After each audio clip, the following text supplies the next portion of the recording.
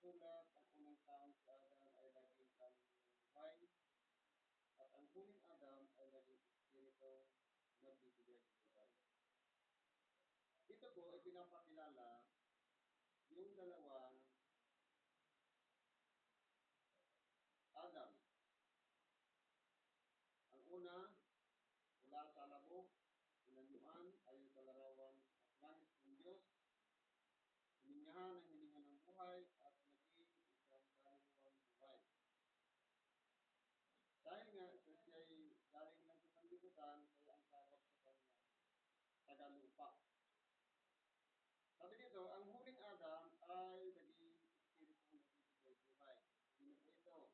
Walang iba ang ating dakilang Panginoon, na siya sinubo dito sa damo ng sanlibutan upang magdala ng nagiging balita at turuan ng mga tao na muling makabalik sa Diyos sa pamamagitan ng kanyang pag-alay, ng kanyang buhay, at mapatawad ang ating mga kasalanan.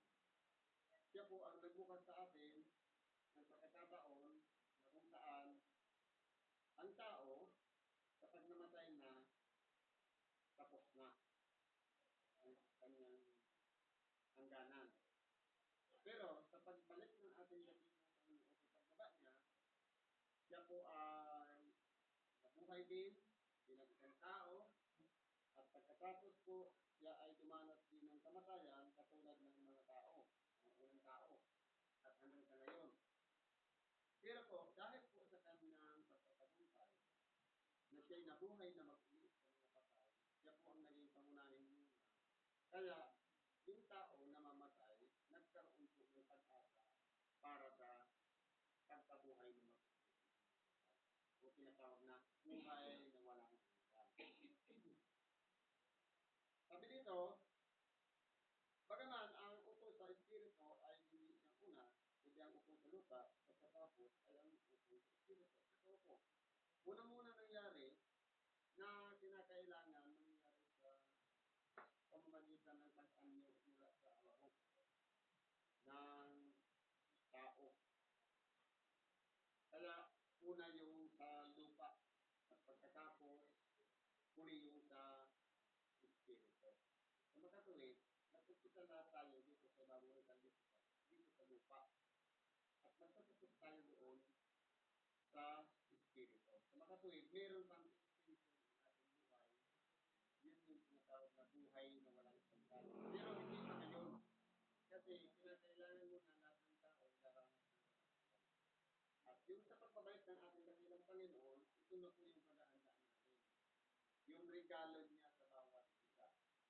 Eh, tayo po ang gagawa ng sarili nating lakad, ng sarili nating direksyon, kung papunta tayo doon sa buhay na walang hanggan, sa piling ng kaluwalhatian ng Diyos, o buhay na walang hanggan, papunta sa pagkulusan.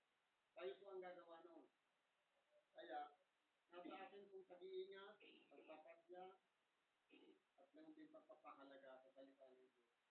Nang sa ganon, mapabilang tayo doon sa inihanda ng Diyos sa mga nagsisigawa ayon sa kanyang kalooban. Kaya ang abangan natin yung buhay ng Espiritu. Ang unang tao ay tagalupa, nakupo sa lupa, ang pangalawang tao ay tagalangit. Si Adam, galing lang sa lupa.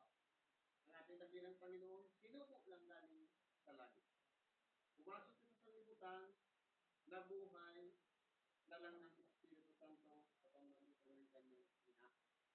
Kumbaga, pumasok lang siya sa sanlibutan.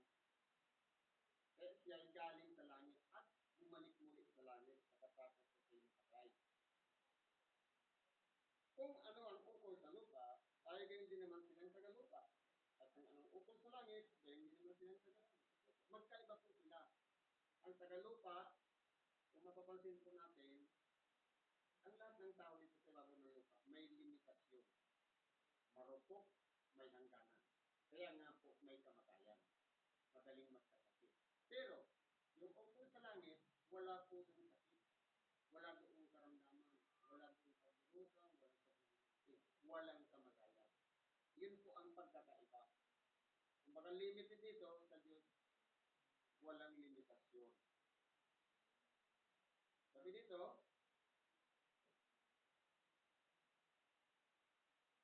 at kung paanong tinaglay natin ang larawang ukol sa lupa, ay tataglayin din naman natin ang larawang ukol sa langit. Kaya kung mapapansin natin, lahat po tayo ay pinaghandaan din ng Diyos.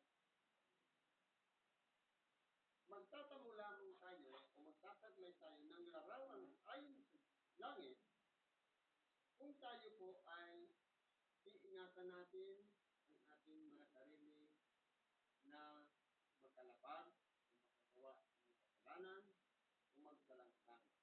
Pero normal po na nagkakasala ang tao. Dahil nga po sinasabi, walang maklit. Pero, binibigyan pa tayo ng pagkakataon ng Diyos. Pagdamat tayo nagkakasala, idinadaan natin sa panalangin ang pagbibig ng tawad, ang paglilinis sa sarili, at ang pakikinig ng Ebanghelyo, nililinisan po ang ating buong pagkakataon. Dahil sa bawat pagtanggap natin ng salita ng Diyos, na pagkakanto natin sa ating sarili, mahal tayo ng Diyos. Kaya tayo pinapahasdan, binibigyan ng pagkain, spiritual, ng salita ng Diyos para ituloy tayo. Kung tayo nalilinis, nalandas, nagkamali, pero dahil sa pagmamahal ng Diyos, patuloy tayong pinapangaralan ng salita ng Diyos para muling makabalik sa Kanya. Ganyan po magmahal ang Diyos. Sabi dito, sinasabi ko nga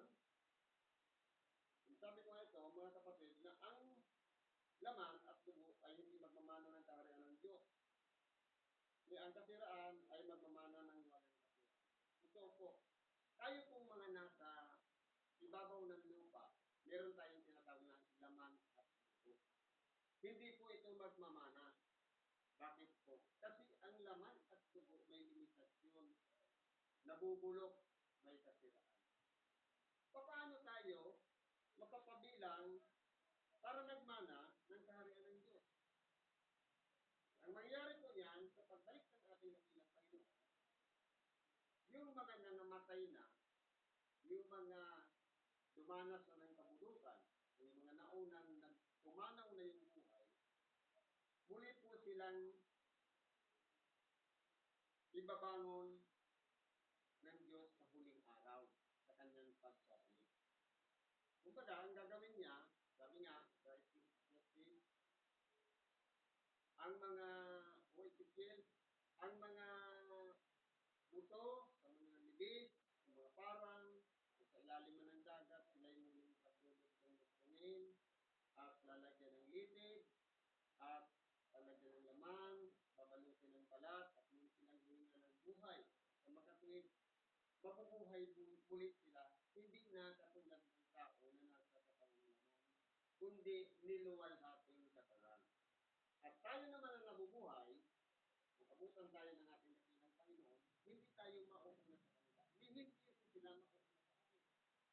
Sa makatuwid, nag-aantay sila at tayo naman, katulad din, meron ding pag-asa na babaguhin din. Sa makatuwid, sa isang kisap mata, babaguhin tayong lahat, mawawala na po yung katawang galing sa lupa na laman at dugo. Sa makatuwid, pare-parehas na tayong sasalubong sa Diyos bilang mayroong taglay na niluwal ating katawan. Kasi po, hindi talaga magmamana. Kasi may kabulukan po ito, may hangganan, may kasiraan. Ang ibibigay sa atin, ang katawan na walang kasiraan. Sapagkat doon sa kalangitan, wala pong kasiraan. Sabi dito, narito, sinasayang ko sa inyo ang taliwaga, hindi tayong lahat ay mga tutulong, kulit tayong lahat ay babaguhin. Ito po ang nais ipahati sa atin ni Apostol Pablo. Pwedeng dumating ang ating dakilang Panginoon na mayroong buhay. Isang mata lang, babaguhin na yung kanyang katawan. At hindi rin lahat mamamatay. Hindi, yun nga yung timing. Depende po kasi sa timing ng pagdating ng ating dakilang buhay pa tayo. Kung patay na tayo, kabilang tayo doon sa mga muling ibabangon. At kung tayo naman ay buhay pa, isang mata lang. Babaguhin tayo. magiging pare-parehas na po ang ating katawan, katulad ng katawan ng ating dakilang Panginoon, yung siya'y nagbangon na magtuli sa mga patay. Kaya wala pong nauna sa langit. Sabay-sabay tayo huhukuman, depende sa ating mga gawa. Paano maghuhukuman Diyos? Ipinangangaral ang salita ng Diyos sa lahat, sa buong sanlibutan. Nasa atin na lang po ang pagtanggap. Wala pong pinag-uusapan ditong sikta, denominasyon, reliyon.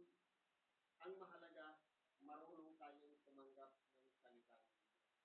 Sapagkat lahat po yan mga tinugo, pinagkalooban mangaral ng salita ng Diyos. Kaso, ang problema po sa ating tao, kapag may nangangaral ng salita ng Diyos, ang unang pumapasok sa isip, ano kayang sikta yan? Ano yung reliyon? Pagdating po sa kautusan ng Diyos o sa kalooban ng Diyos, lahat po yan tinugo. Lahat pinagkalooban ng mangaral. Kaya po, dapat sa atin, yung bukas yung puso sa pagtanggap ng salita ng Diyos. Sapagkat lahat yan pinagkalooban ng mangaral. Sapagkat napakalawak ng sanlibutan. Kung isang tao lang ang magiging karapangaral. Kaya kinakailangan lumawak ang sakop. Lumami yung tagapangaral. Hanggang sa makarating sa lahat ng ating sumusunod ng sanlibutan ang salita ng Diyos. Ganun po makapangyarihan ang Diyos. Tayo, mga tao, minsan, ang karunungan lang, tapos, sabi nga, katulad lang tayo ng buhangin sa dagat, kung kumpara natin sa kapangyarihan ng Diyos, wala po tayong maipagmamahal. Yung kakarampot natin karunungan. Pero ang Diyos, pagana po sa karunungan nasa kanya. Isang sandali, sa mata, sa uling pagtunog ng pagkakat, sa pagkatutunog ng pagkakat, at kung mga patay ay mga bubuhay na mag-uli, nung walang kasirang at tayo'y babaguhin. Ganun po mangyayari. Meron palatandaan. Yung pagtunog ng pagkakat, o tinatawag na trumpeta. Pag tumunog na po yun, yung mga nangamatay na bubuhayin. At yung mga buhay pa, babaguhin. Ganun pong mangyayari. Sapagkat kinakailangan na itong may kasiraan ay magbihis ng walang kasiraan. Mayroon pong mangyayaring pagbabago. At itong may kamatayan ay magbihis ng walang kamatayan. Sa makatuwid, yung magiging buhay ng mga na muling binuhay na mag-uli sa mga patay. At ganun din yung mga buhay na sa pagtunog ng pagkakas, babaguhin po siya. Wala na pong kabulukan ang magiging katawan niya. Wala na siyang kamatayan. Ibig sabihin, sabi nga, nilamo na ng buhay ang kamatayan. Ang mangyayari po niyan, tuloy-tuloy na yung buhay natin. Kaya yun po yung pag-asa na ibinigay sa atin ng Diyos. Salamat tayo dahil sa kanyang tinubo na bugtong na anak sa makasungit ang ating dakilang Panginoon. Dahil kung hindi siya tinubo, wala nang siyang ang kapulitan. Salamat sa kanya dahil mayroon pang chance na madadama natin, mararamdaman natin kung gaano sa baliktaran ang mabuhay sa kamay lupa na puro sakripisyo, pagdurusa, pagod, puya, pag-indagsis, problema, at kung ano man. Yan po ay dahil may kasiraan. Pero, kung buhay doon sa langit, hindi na po natin naranasan lahat yun. Hindi tayo aalimin ng Diyos, yan magiging pangalaw sa atin at sinakaliwanag. At tayo po ay mabubuhay ayon sa kanyang kapangyarihan at sa kanyang kalooban. Sapagkat, pagka itong may kasiraan ay mabihisan ng walang kasiraan, at itong may kamatayan ay mabihisan ng walang kamatayan, kung magkakayon, mangyari yung nilamo ng pagkatagumpay ang kamatayan. Kaya po kung mapapansin natin, ang kamatayan, yan po ay hangganan ng buhay. Kinakailangan maabot natin yung tunay na kahulugan kung bakit tayo isinilang sa labong ng sanlibutan.